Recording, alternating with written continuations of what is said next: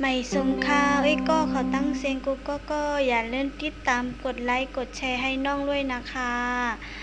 น้องเตออนกว่าเลยให้กว่าเลยส่วนตีวันน้องเขาในค่านอกกว่าจ้อมกันค่ะสวัสดีค่ะจะพาไปดูสวนดูนานะคะ